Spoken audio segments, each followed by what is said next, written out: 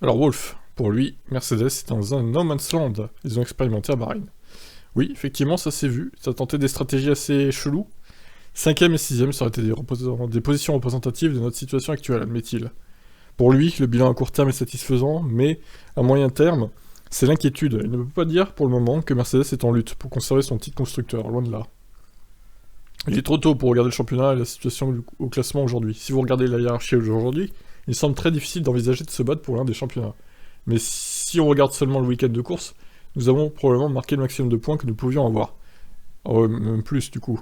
Nous devons poursuivre sur cette lancée. Chaque week-end compte, et pour le moment, ce sont des événements qu'on essaie d'isoler parce que, de manière réaliste, quand vous êtes la troisième meilleure équipe, vous ne pouvez pas penser à la victoire. Sur le plan de la stratégie non plus, la performance de Mercedes n'est pas satisfaisante. Par exemple, pourquoi avoir chaussé des durs sur les Lewis, puis sur Russell, alors que c'est les C1 qui étaient manifestement plus performants.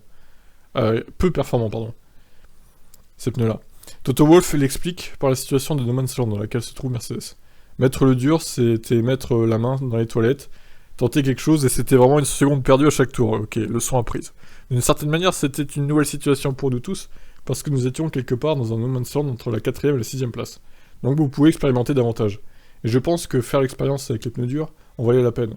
C'était très différent de toutes les autres stratégies des pilotes de tête, et évidemment ça n'a pas marché du tout. Donc plus de kilométrage, plus de tours, plus d'apprentissage. Mercedes a seulement été compétitif dans les premiers tours, entendre, rajoute Wolff. On pouvait tenir le rythme, si ce n'est aller plus vite que certains dégâts, mais en médium, nous n'étions pas vraiment en mesure d'extraire la performance. Pour Jeddah, pas de miracle à attendre, et il n'y aura pas de solution rapide à déployer. C'est cette semaine déjà.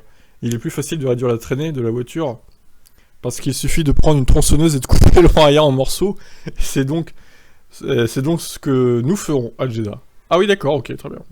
Est-ce l'aéro, est-ce le moteur? Nous allons utiliser ça. Bah moi je pense que c'est un peu des deux en vrai.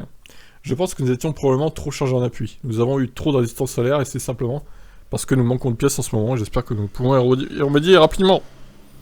Ok donc bon bah... Wolff il va prendre sa tronçonneuse, il va couper les deux ailerons. Ça ira mieux. Ah voilà, la méthode Mercedes.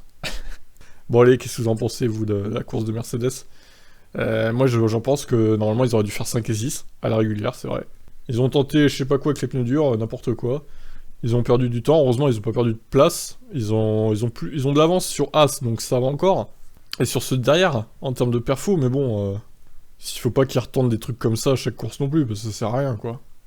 Bon bah écoutez voilà, la troisième place inespérée de Hamilton et la quatrième inespérée de Russell. Ciao ciao.